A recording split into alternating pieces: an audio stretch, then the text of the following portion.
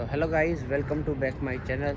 तो दोस्तों, आज बात करते हैं पुराने ज़माने की गेहूं वगैरह अनाज रखने की पुरानी तकनीक कोठी के बारे में, जो कि पुराने मकानों में होती है। तो दोस्तों, वीडियो शुरू करने से पहले अगर आपने मेरा चैनल सब्सक्राइब नहीं किया है तो सब्सक्राइब करें, बेल आइकन को प्रेस करें ताकि मेरा आने वाला वीडियो आप तक पहुंच सके। तो दोस्तों, आज की तारीख में जो अनाज रखते हैं वो कहीं ना कहीं प्लास्टिक के डब्बों में या लोखंड के डब्बों में पतरे वाले होते हैं उसमें, या स्टील में रखते हैं। लेकिन आपको पता है, पहले के ज़माना होता था, लगभग कुछ सालों पहले, अपनी कुछ दौर पहले, जब पुराने लकड़ों के मकान होते थे या फिर वो बांस के वाले जो मकान होते पुराने ज़माने वाले, तो उसके अंदर जो अनाज रखा जाता था वो किस प्रकार रखा जाता था। कोठी हुआ करती थी पुराने मकानों में। वो कोठी मिट्टी से लेप से तैयार की जाती थी और पूरी जो कोठी होती थी वो मिट्टी से बनी हुई होती थी।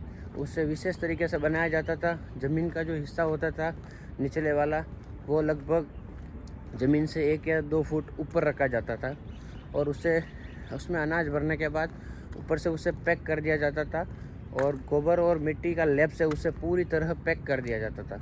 उसके बाद क्या होता था कि ऊपर से बिल्कुल भी हवा उसके अंदर जा नहीं पाती थी और पूरी तरह से उसे पैक कर दिया जाता था। और जो निचला हिस्सा होता था, पानी की टंकी जैसा, अनाज को निकालना होता था तो निकाल दिया करते थे और फिर लकड़े के जैसे गट्टे होते थे वो लगाकर वापस उसे लीप कर पैक कर दिया जाता था ताकि वहाँ से भी ऑक्सीजन अंदर घुस ना पाए।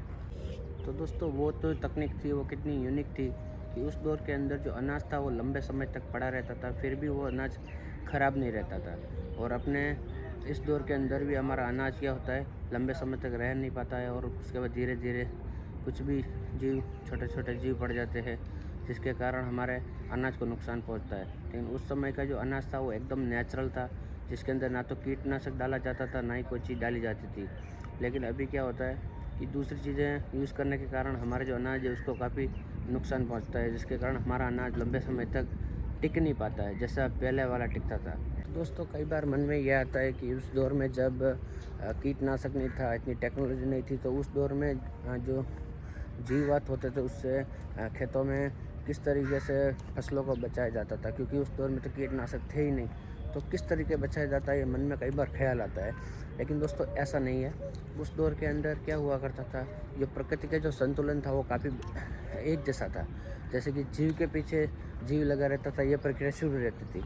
लेकिन अभी क्या हुआ है, कुछ प्रजातियों का विलुप्त होने के कारण हमारे प्रकृति को काफ़ी नुकसान पहुंचा। उसके कारण जो मेंटेन था पक्षियों का, जीवों का, हर एक चीज़ का, तो वो पर्यावरण पर अगर डिफरेंट आता तो उसका नुकसान सीधा खेती को ही पहुंचता है। क्योंकि पहले जीव के पीछे जीव लागू रहता था, जिसके कारण अगर कोई कीट खेतों को नुकसान पहुंचाता था तो उस कीट को खाने वाले पक्षी, कीड़े मकोड़े ऐसा होते रहते थे। लेकिन किसी एक दो या प्रजाति का कम होने से लंबे जो साइकिल होती है उस पर डिफरेंट पड़ता है। वो जो कोठी हुआ करती थी वो ज़मीन से ऊपर होती थी और ऊपर से पैक होती थी। चारों तरफ से उसे इस तरीके से डिज़ाइन करते थे कि ना तो कोई हिस्सा उसको पानी टच हो सके, कुछ भी टच नहीं होता था। चाहे वो कोई सा भी मौसम हो, उसमें वो बहुत मेंटेन रहता था, क्योंकि मिट्टी एक ऐसा तरीका था जिससे लेप के कारण अंदर और बाहर के टेम्परेचर से उसे ज़्यादा फ़र्क नहीं पड़ता था, क्योंकि ज़मीन से ऊपर रहता था। तो बरसात के टाइम में या कोई सा भी मौसम हो तो उसको ज़्यादा भेद वगैरह वातावरण का भी कोई ज़्यादा इश्यू नहीं आता था, जिसके कारण लंबे समय तक वो अनाज काम लगता था। और जब नेक्स्ट टाइम जब अनाज बोने का समय आता था तब बीज के लिए भी वो गेहूँ काम लगते थे, क्योंकि उस टाइम जो दौर में जो अनाज था वो काफ़ी मजबूत हुआ करता था आज की तुलना में। और दोस्तों, पहले वाली जो हमारे फसल हुआ करती थी उसमें सिर्फ गोबर का खाद इस्तेमाल होता था और बाहर का कोई भी चीज़ एक्स्ट्रा यूज़ नहीं होता था।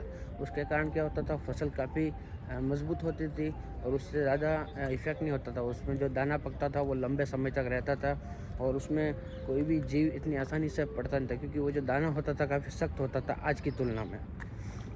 तो दोस्तों, पुराने ज़माने की जिस कोठी की मैं बात कर रहा था, तो वो कोठी अब तो लगभग है नहीं किसी भी जगह, बहुत कम हो गई है, या फिर कुछ जगह होगी। अगर कुछ पुराने खंडर मकान पड़े होते तो उसमें ये चीज़ देखने को मिलती है, लेकिन लगभग पक्के मकान शुरू होने के बाद लगभग वो पूरी तरह से ख़त्म हो गई, वो प्रथा अब रही नहीं। और तो दोस्तों, हम आगे बात करेंगे अगले वीडियो में पुराने कुछ पक्षियों के बारे में जो भी लगभग ज़्यादा विलुप्त होने की कगार पर है। तो नेक्स्ट वीडियो उसी पर बनाएंगे।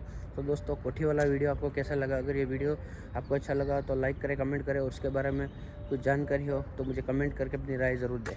तो दोस्तों मिलते हैं अगले वीडियो में। धन्यवाद।